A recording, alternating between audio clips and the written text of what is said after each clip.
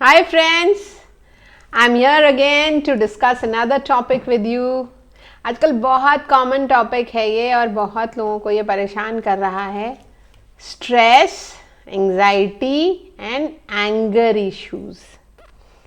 Stress मतलब दिमाग में बहुत सारी चीज़ें चलना, किसी चीज़ के प्रेशर में रहना, कोई चीज़. लोग आजकल जो है टारगेट का बहुत स्ट्रेस हो रहा है लोगों की. कंपनीज में लोग काम कर रहे हैं, आईटी फर्म्स हैं, बड़ी बिग एमएनसीज हैं. तो टारगेट इश्यूज की वजह से जो टारगेट कंप्लीट करना होता है, they have to accomplish certain work and certain projects in the given timeline, वो स्ट्रेस का बहुत कारण बन रहा है. फिर आ रहे हैं आजकल रिलेशनशिप स्ट्रेस. रिलेशनशिप स्ट्रेस में घर में बहुत प्रॉब्लम्स हो रही हैं, टाइम नहीं दे पा रहे हैं एक दूसरे को, बच्चों को टाइम नहीं दे पा रहे हैं, और हस्बैंड वाइफ एक दूसरे को टाइम नहीं दे पा रहे हैं, मदर फादर बहुत बिजी हैं, बच्चों को टाइम नहीं दे पा रहे हैं, रिलेटिव्स को टाइम नहीं दे पा रहे हैं, फ्रेंड्स के साथ एंजॉय नहीं कर पा रहे हैं. तो ये एक और इशू हो रहा है स्ट्रेस का. आपको याद होगा पहले के लोग जॉइंट फैमिली में रहते थे और वो अपना सैटरडे संडेज या रविवार को उनकी एक चौपाल लगती थी और बड़े मज़े से वो अपनी बातें एक्सचेंज करते थे. लेकिन आज के सिनेरियो में ऐसा नहीं है. We have a nuclear family, we have less people in the family, all are busy. हम लोग अपने बच्चों के साथ बहुत ज़्यादा इंजॉय करके उनके साथ टाइम स्पेंड नहीं कर पाते. अपने पेरेंट्स के साथ, पेरेंट्स ओल्ड हो गए हैं, उनके साथ भी टाइम नहीं स्पेंड कर पाते. तो कहीं ना कहीं अपने फ्रेंड्स के साथ इंजॉय बहुत नहीं कर पाते हैं, उनके साथ चैटिंग नहीं हो पाती है. वो अच्छा, आपकी चैटिंग को छोड़ दीजिए, अगर पर्सनल मिलना होता है, जो एनर्जी ट्रांसफ़र होता है, वो अलग चीज़ होती है. तो ये सब ना करने की वजह से हम कहीं ना कहीं स्ट्रेस में आते चले जाते हैं. वर्क स्ट्रेस, सुबह उठो, भागो, फिर 10 बजे रात को घर आओ, खाली सोने के लिए, खाने का कोई ठिकाना नहीं. और यही सब जो है स्ट्रेस का कारण बनता है. फिनेंशियल इश्यूज भी स्ट्रेस का कारण है. ईएमआई भरनी है, घर में बच्चों की फीस भरनी है, घर का सामान लाना है, ये भी फिनेंशियल स्ट्रेस भी बहुत ज़्यादा होते हैं. ईएमआई के बहुत ज़्यादा स्ट्रेस हो रहे हैं आजकल. फिर स्ट्रेस आता है आपकी जॉब का. जॉब चली जाएगी, ये फियर जो आपके अंदर है, ये एक एंजाइटी क्रिएट कर रहा है. जॉब रहेगी कि नहीं रहेगी, टारगेट मीट आउट नहीं हुआ तो अप्रेजल नहीं होगा, and n number of things. Okay, because of this stress we start getting into anxiety, जिसको हम कहते हैं उलझन हो रही है, घबराहट हो रही है, डर लग रहा है, एप्रीहेंशंस हो रहे हैं. एंजाइटी का मतलब है हमारे sympathetic nervous system.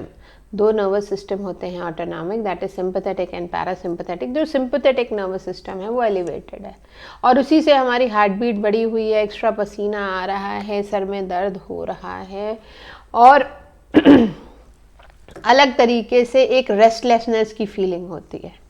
Okay, so this stress creates anxiety, and when the person is in anxiety, anger bouts are very natural. Anger bouts बहुत important, बहुत ज़्यादा आजकल डैमेज कर रहे हैं चीज़ों को, रिलेशनशिप को डैमेज कर रहे हैं, पीस ऑफ माइंड को डैमेज कर रहे हैं, और आपके कलीग्स के साथ आपके रिलेशनशिप को डैमेज कर रहे हैं. आपके फ्रेंड्स के साथ आपकी जो है, जो एक मधुरता थी, जो एक स्वीट कन्वर्सेशंस होते थे, वो नहीं. बात बात पे, ज़रा सी बात पे गुस्सा आ जाता है, और जब गुस्सा आता है तो या तो आदमी गुस्सा पी लेता है, यानी अंदर कंज्यूम कर लेता है गुस्से को, वो और डेंजरस है, और या तो सबके सामने वायलेंट एंगर निकाल देता है. वायलेंट एंगर का मतलब वो या तो चीज़ें तोड़ दी या किसी को फिजिकल हिट किया. ये रिलेशनशिप्स में भी बहुत कॉमन है आजकल. एंगर इश्यूज़ की वजह से रिलेशनशिप्स भी डैमेज हो रहे हैं. So friends, we are human being and we need to be calm. And how we will be calm, ये कहना आसान है कि काम कैसे होंगे, कैसे दिमाग हल्का रहेगा, ठंडा रहेगा. इसके लिए बहुत सिंपल सोल्यूशन है.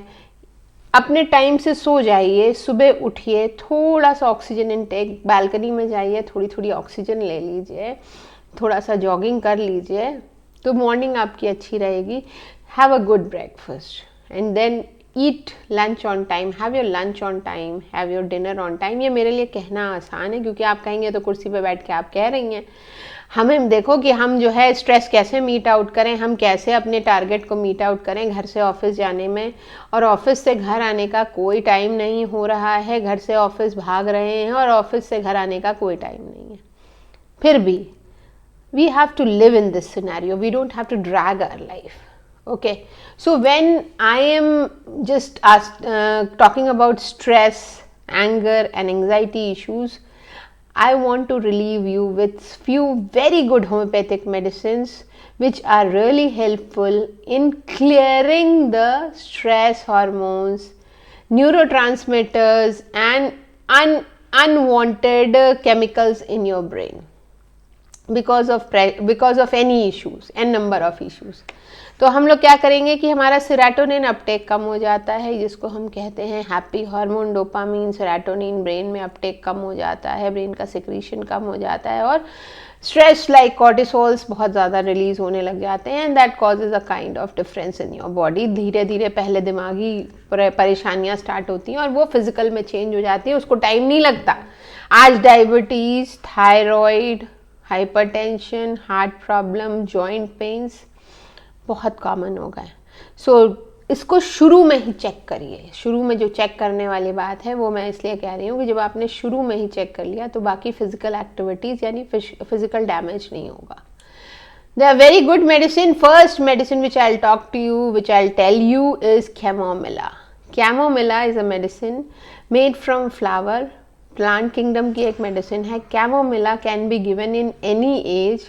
जैसे बच्चे होते हैं रात को सोते नहीं हैं, जब बच्चे पैदा होते हैं तो दे आर वेरी बिल्कुल एंग्शियस और उनका समझ में नहीं आता आखिर रीज़न क्या.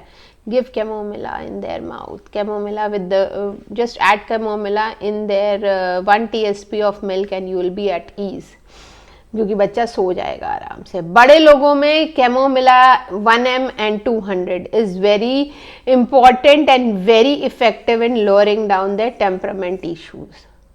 ओके, एंग्जाइटी के लिए मैं आपको कुछ मेडिसिन बताऊंगी, जैसे कालीफॉस 200 में भी दे सकते हैं, 6x में भी कालीफॉस दे सकते हैं, दैट इज पोटेशियम फॉस्फेट वैसे तो. और Kali phos helps you in relieving down your heavy stress issues. बहुत आराम से आपका ब्रेन कूल डाउन करती है, इसको ब्रेन टॉनिक भी कहा जाता है.